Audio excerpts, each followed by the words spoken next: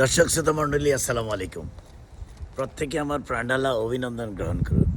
আরেকটি ছোট্ট বিষয় নিয়ে আপনাদের সামনে উপস্থিত হলাম। বিষয়টি হলো এরকম: গর্দভরাই সবচেয়ে সুখী। দেখুন, গর্দভ কারা?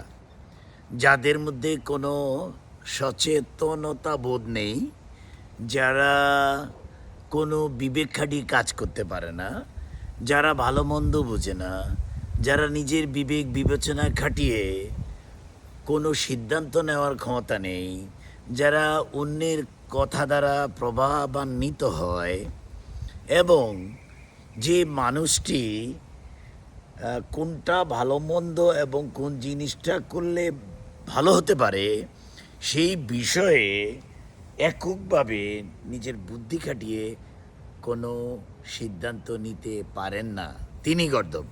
আর সেই গর্দভদের কী হয় জানেন? তাদের মধ্যে সুখ, দুঃখ, ব্যথা, বেদনার কোনো ফিলিংস থাকে না। তারা কিসে আনন্দিত হবে, কিসে দুঃখ হবে, বা কোন ঘটনা ঘটার কারণে কি ঘটনা ঘটেছে, ওই ঘটনা কেন ঘটলো, ওই ঘটনা কিভাবে ঘটেছে, ওটা না ঘটলে কি হতো, ওই ঘটনা কিভাবে ঘটেছে, এই ধরনের অ্যাসেসমেন্ট করার মতো চিন্তা, চেতনা এবং প্ল্যানিং তাদের মধ্যে কখনো থাকে না। তাদের কথা হলো খাও, দাও, ঘুমাও, আর whatever the things happening instantly in front of you, তুমি যা দেখেছো সেটা নিয়ে হয়তো সাময়িক একটা ফিলিংস শো করবে। কিন্তু যারা বিবেক বিবেচনা, বুদ্ধি, মেধা খাটিয়ে কোথায় কি হচ্ছে, কেন হচ্ছে, কি কারণে হচ্ছে, কি হলে কি হবে, যারা এসব বিষয়ে বেশি ভাবতে শুরু করেন, ভাবেন এবং অপরের কল্যাণের কথা ভাবেন, এবং কেউ কোনো অন্যায় অপকর্ম করলে সেই অন্যায়ের কারণে তার কী ক্ষতি হতে পারে সেইগুলো নিয়ে ভাবেন, তারা কোনো দিনই সুখী হতে পারবে না। সো পৃথিবীতে গর্দভদের তো কোনো টেনশনই নেই, কেন কি হলো, কি হতে যাচ্ছে, কি হলে কি হবে, কারণ তার তো সেই যোগ্যতাই নেই চিন্তা ভাবনা করার। অতএব তাদের জন্মের পরে তারা যখন ক্ষুধা লাগে খায়, আবার যখন কোথাও গিয়ে আনন্দ অনুভব করার জন্য একটা অবস্থান তৈরি করে, তখন সেই ক্ষেত্রে হয়তো একটু আনন্দ নেওয়ার চেষ্টা করে, বাট ওই সময়ের জন্য সে আনন্দটুকু নিয়ে অথবা ওই কষ্টটুকু নিয়ে ফিরে আসে, কিন্তু কিছুক্ষণ পরে আর তারা সেটা ভাবনায় আনে না।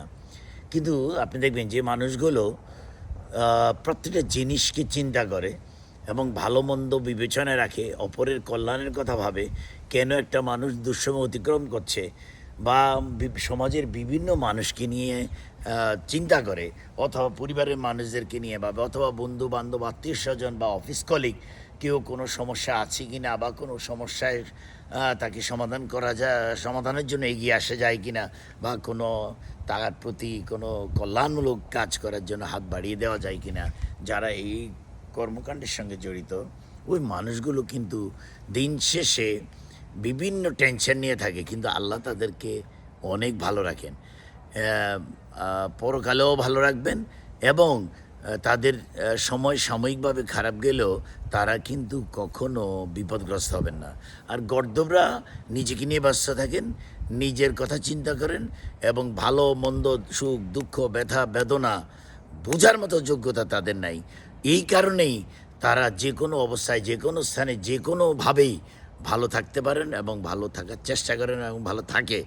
কিন্তু যারা সচেতন মানুষ, যাদের বিবেক রয়েছে, তারা যদি তাদেরকে গাইড করে বা তাদেরকে কোনো কিছু বলে উপলব্ধি করানোর চেষ্টা করে, ওই গর্দভগুলো কিন্তু পরিবর্তন হওয়ার সম্ভাবনাও থাকে। তবে মোস্ট অফ দ্য গর্দভ যেগুলার কোনো সেন্স অফ সিকোয়েন্স নাই, তারা আমৃত্যু গর্দভের মতো জীবনযাপন করে জীবনটাকে কাটিয়ে দেয় এবং ভালোই থাকে।